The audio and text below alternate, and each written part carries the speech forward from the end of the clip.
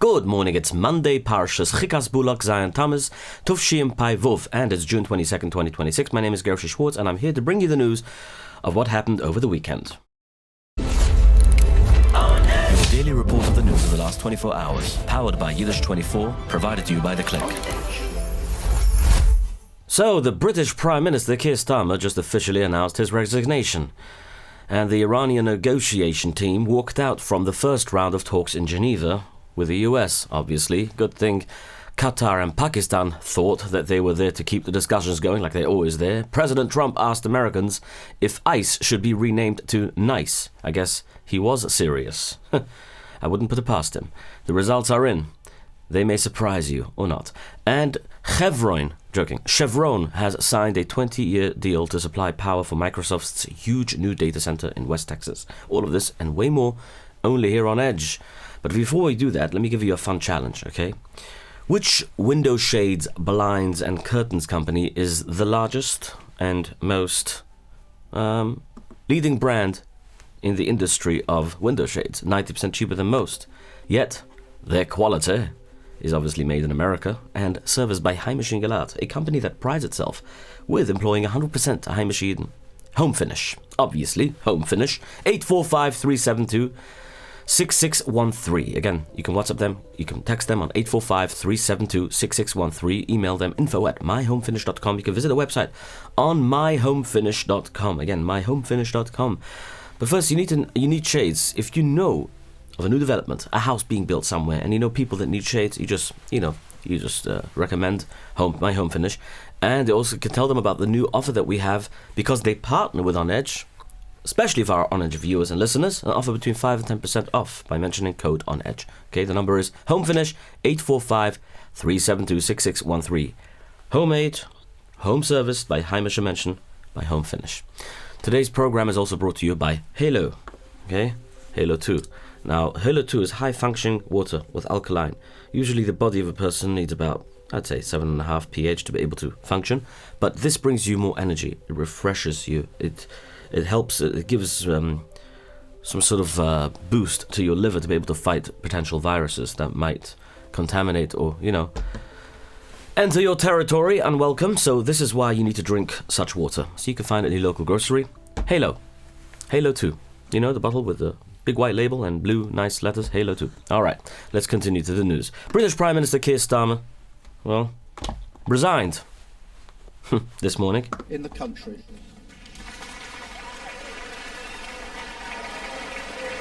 Okay, he finished his speech because he resigned this morning.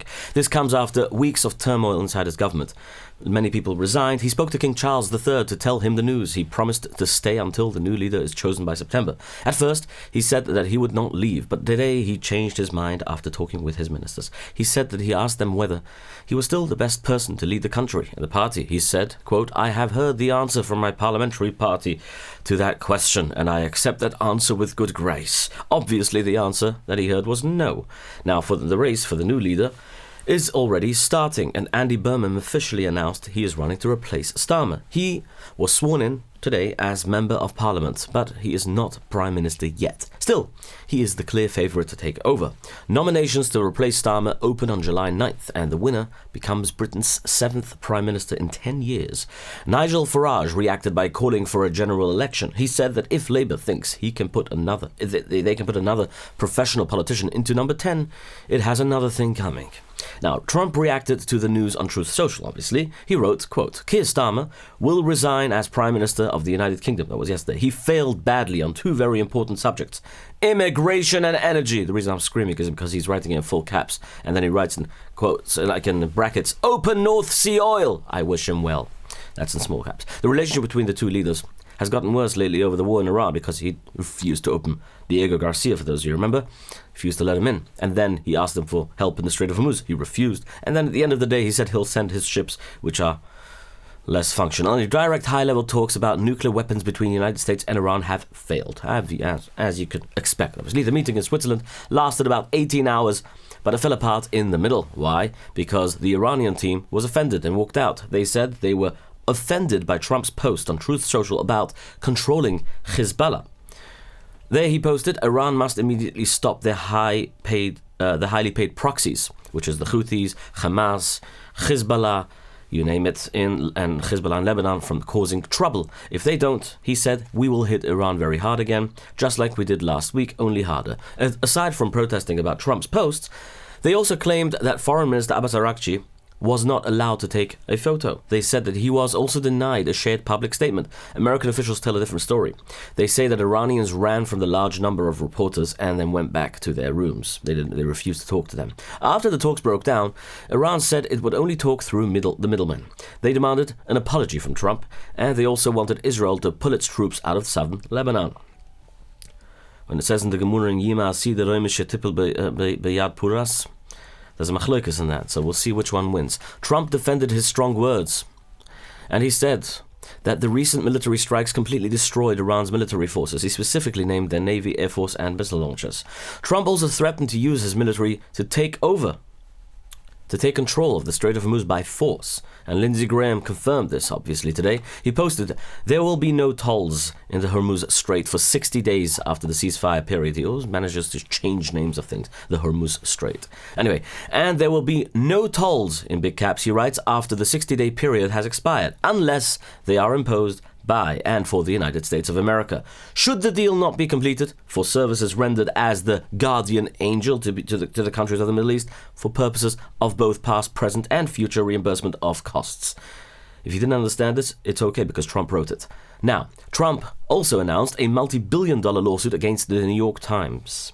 He said that their reporting on the meeting was a betrayal of the country. In response, Iran closed the Strait of Hormuz today in response to this whole offensive posts and back and forth.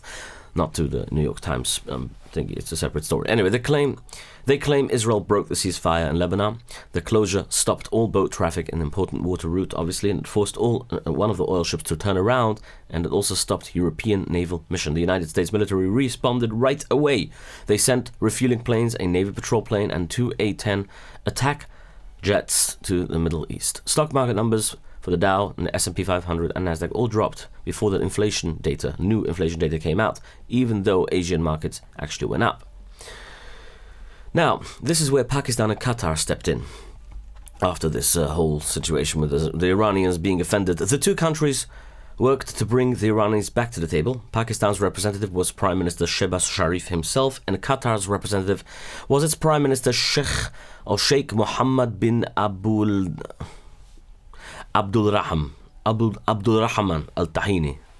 Al-Tahina. Vice President J.D. Vance was also there, along with Steve Witkoff and Jared Kushner. During the meeting, an awkward moment happened when the Qatari Prime Minister refused to shake Vance's hand. Once the Iranians came back to the table, the two sides discussed a 60-day written agreement to end the fighting. The planned deal would unlock $6 billion in frozen Iranian money held in Qatar, and it would also lift some oil limits. In exchange, Iran would give up its nuclear program, they said. They would also allow the United Nations inspectors, the IAEA, back into the places that were bombed by the United States and Israel. The two sites, about 20 sites, those sites have not been visited there since June 2025. Vice President J.D. Vance said that the new inspections will be just like the ones under the old Obama deal, the JCPOA, and he also said that the talks set a very good foundation for the final deal. Qatar and Pakistan wrote a joint statement yesterday saying that they saw good progress, like they always do. They laid out the 60-day plan for the final deal. The plan will be watched over by a newly formed high-level committee. They also set up smaller working groups to focus on nuclear rules, sanctions, and setting arguments. The talks also focused on the active war on Israel's northern border. A recent attack by Hezbollah killed 4 Israeli soldiers. Because of this, the teams set up a special communication group meant to stop the fighting and force a ceasefire with Lebanon. To avoid more mistakes at sea, both sides also agreed to set up a direct phone line so cargo ships can pass safely. Foreign Minister Abbas Araghchi claimed that the mediators made major progress on ending the war in Lebanon with Hezbollah. but he called this new group, quote, the first real test. Arakchi also claimed Iran got permission to sell its oil and chemicals to other countries. He announced that some of Iran's frozen money was released, which involves a huge fight over billions of dollars. But American officials have not confirmed if any money was actually released. The opposite, they actually say that nothing was released. Iranian spokesperson Ismail Baghehi said that the main teams have finished their work and a plan for the future meetings is already set. Technical teams will stay in Switzerland for the rest of the week to keep working out the details. Let's talk about crown sterling, a massive sale happening right now, 30% off. Okay, so if you only this week, by the way, crown sterling, which is 7 Van Buren Drive in Monroe. There's a special offer, 30% off every single silver piece. They come down to you, by the way.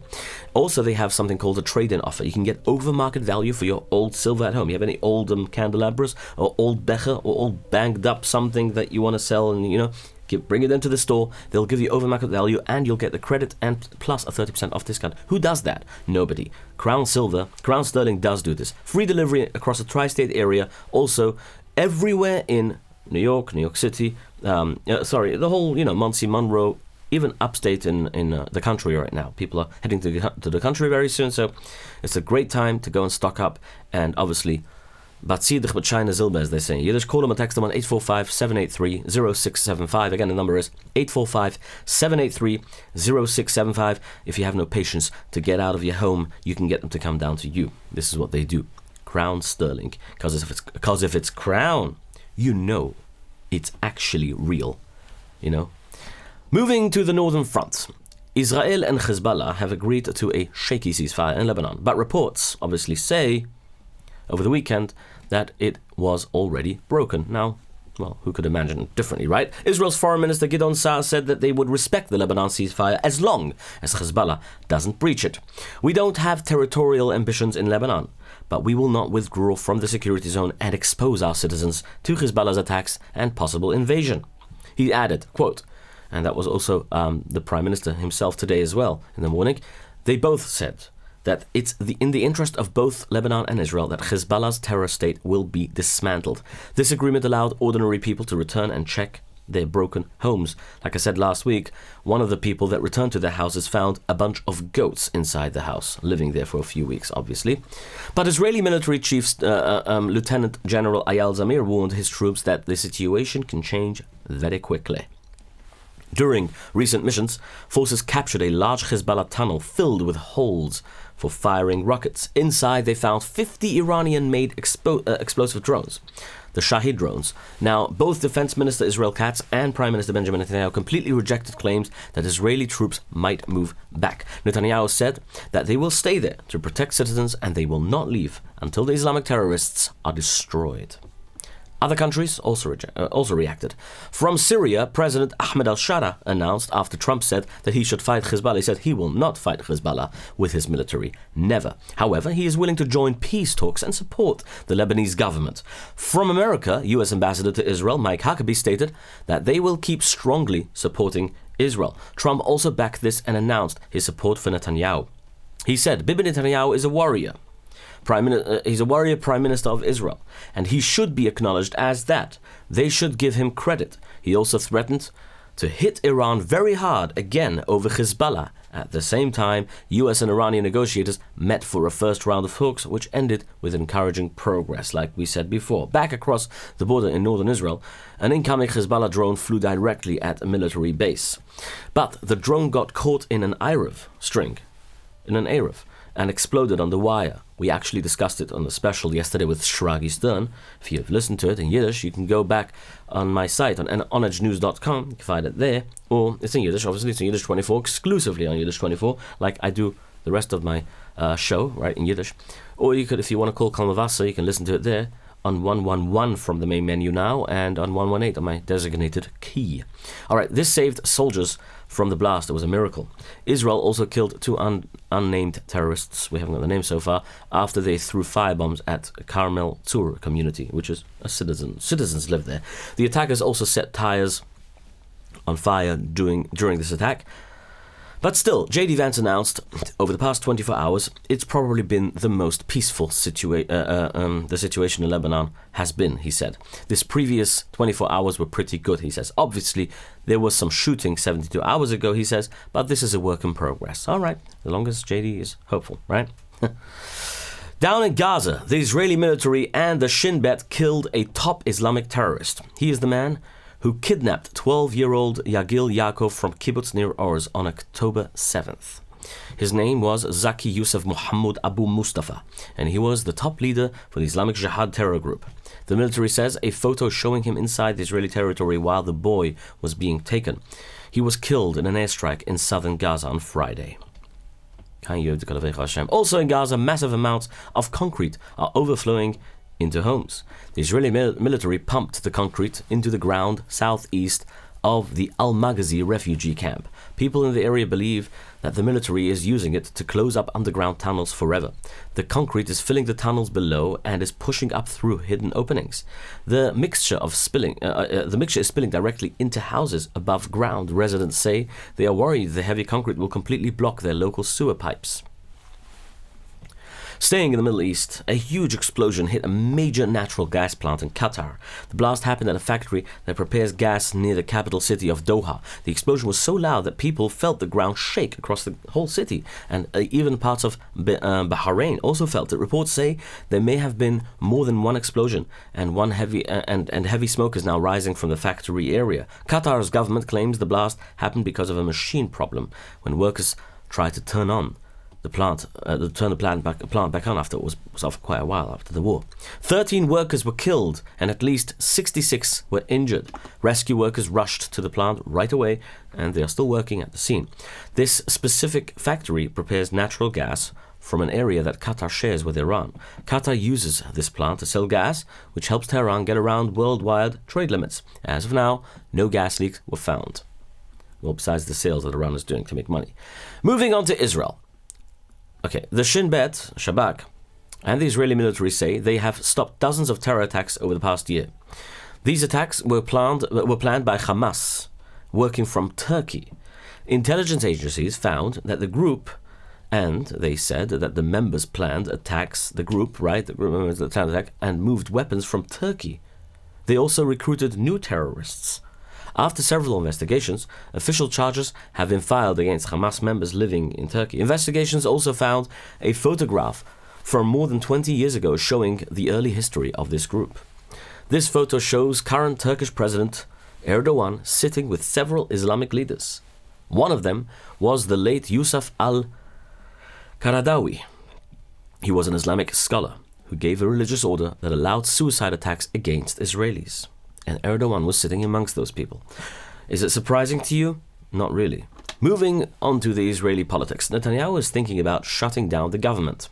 He may call for new elections as early as this week. Top leaders in Haredi parties, Shas and United Torah Judaism, were surprised by the news over the weekend. If the government closes now, important laws wanted by the Haredi groups will not be approved. This includes the daycare subsidy law and the arrest law. That's Gershy Schwarcz. Other top government leaders and friendly party leaders are urging Netanyahu to close the Knesset right away. They want to hold early elections in October. They worry that approving the Haredi laws will make the public very angry. Speaking of Gershy Schwarcz, a Ger Chuset was released from military prison. Yechiel Keir spent about 6 days locked up in an army jail. Last week, tens of thousands of people gathered outside the prison to protest his arrest, and they were led by the Ger Rebbe. Despite his release, things got intense on Sunday between Haredi and non-religious people in the city of Arad. Hundreds of Ger Chassidim protested by crossing a major street corner over and over again. They blocked traffic, which caused long delays on nearby roads. Three Yidden from Israel were killed when a small plane crashed in Maryland. The pilot and the passengers were on a training flight when the crash happened in the woods. The plane was found the following day, but the cause of the crash is still not known. Harav Moshe Hillel Hirsch, the Rosh Yeshiva of Slobodka, arrived in America on Motzei Shabbos. He took off from Ben Gurion Airport in Lud, and then he traveled to the United States. He is joining the Keren Olam HaTorah mission. His trip officially makes him part of the Masa Hagedolim, it's called. Now, their trip is to raise money. Is now entering a third week of events. Tzvi Belsky, the CEO of Keir, announced that they are reaching their the $12 million goal. The goal was set for obviously the general donors, and he also said that the majority of the 144 million budget is raised from bigger donors, like rich people, very rich people. In Yerushalayim HaKodesh, thousands of people attended the Levaya of Rav Shmuel Mintzer on Sunday. He passed away at the age of 75. Rav Mintzer was a long-time head of yeshiva at the Yeshivas Mayan HaTalmud, and the Levaya started at Beis Yisrael Shul there in the area. Okay, the well-known toy store, Toys to Discover, is stopping the sale of electric scooters. Gershy Schwarcz, the owner from Borough Park, made the announcement, and the owner runs 6 stores across New Jersey, New York. He said that removing the scooters completely because they're simply very, very dangerous after the recent accidents that, dangerous accidents that happened because of these electric scooters, and he's taking the step even though he still has tens of thousands of dollars worth of stock sitting in his stores and in his warehouses. He said he's removing everything from the stores, and he wants others to follow. A shul in Bnei Brak was vandalized with dead animal parts on Sunday morning. Yidden arriving to the Neiru Yuer Shul found the cut-off head of an animal, and they also found a dead bird left inside the shul, and these were found at the center of the Beis Medrash. There's recent vandalism that happened already, and they're still investigating who exactly is behind this. President Donald Trump ordered quick repairs to the Lincoln Memorial reflecting pool after he said that it was vandalized and damaged. The newly fixed landmark that cost millions of dollars to repair after Biden, he said Biden left it there to rot and algae and everything. It just didn't look good and looked terrible, and it attracted bugs and all kinds of different things. So he repaired it, made it reflect again, and now vandalism. Wild people vandalized it. He flew over with 2,000 foot. He flew over the 2,000-foot long pool in a helicopter to look at the damage. After meeting with workers on Saturday, Trump said a large part of the pool will probably need to be drained to fix the peeling paint and the green algae. The president claimed that the vandals used a knife or a blade to cut a 250-foot hole into the side of the actual pool. He also said that people poured harsh chemicals into the water, though he did not give proof about that. Now, the National Park Service recently put hydrogen peroxide into the pool to clean up the green algae problem, but that chemical can also strip away paint. Then President Trump announced that the United States Park Police have arrested multiple individuals for vandalizing the nation's magnificent reflecting pool. He said, who would do such a thing, he writes. These are very serious crimes having to do with the destruction of national monuments. Years in jail. Work will begin immediately on its repair, he says. A government official said that 5 people who were arrested and 5 others were given federal tickets. Fines. Police filed 14 reports about the damage, including 1 report about the cut pool liner. One of the people arrested, a 67-year-old cyclist from Bethesda, said that, and a former United States Olympic athlete, said he was accused of taking paint from the actual pool, the liner. He denied doing any damage. He said that he didn't break or peel anything. He only wanted to touch a piece of the new blue liner that was already floating loose at the bottom, he said. So, yeah.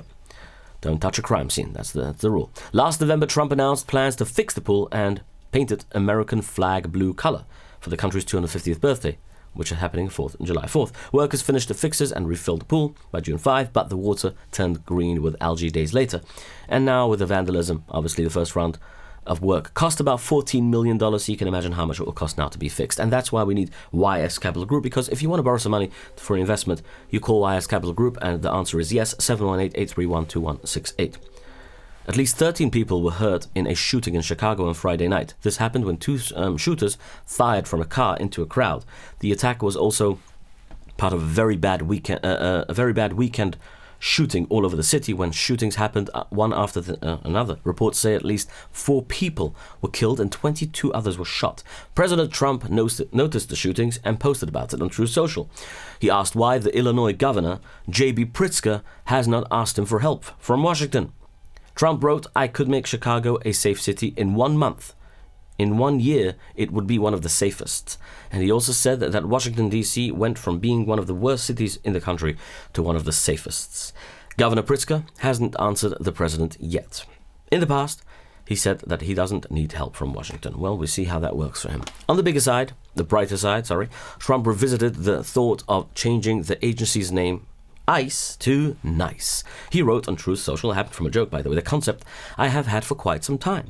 A strong feeling that the name of these patriots, ICE, should be changed to NICE, in that it will totally discombobulate crooked, dishonest and unpatriotic reporters and journalists, he said. They'll have to say NICE agency, then made a poll with a question, who thinks that we should add an N to change the name of ICE to NICE?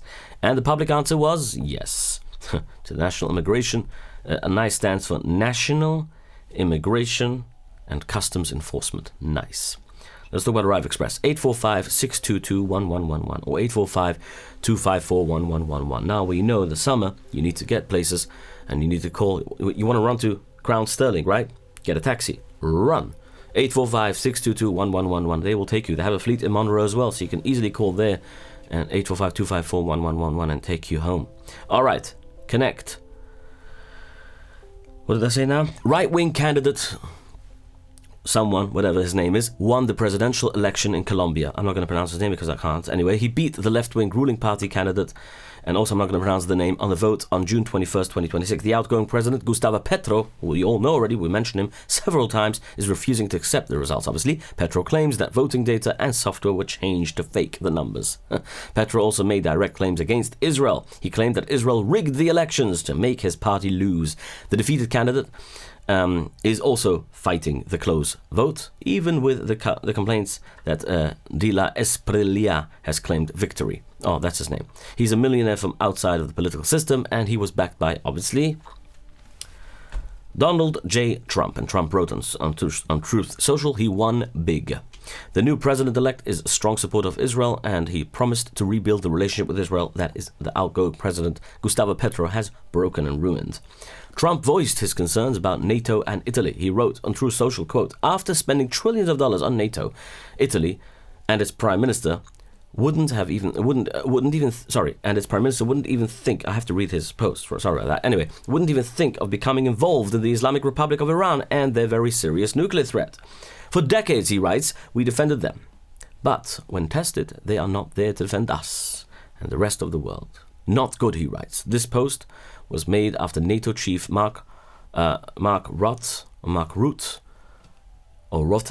whatever his name is, said that the US confirmed its support for NATO. Chevron, like I said before, signed a 20-year deal to give Microsoft power from natural gas, and this will be used for a huge new data center in West Texas. The tech companies are rushing, obviously, to find enough electricity to run their growing artificial intelligence programs like ChatGPT.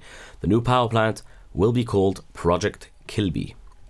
It should start making power by 2028, and it will eventually create over 2.5 gigawatts of electricity, which is going to give a lot of power. And talking about tech, Protobyte is there for you when you need to design software.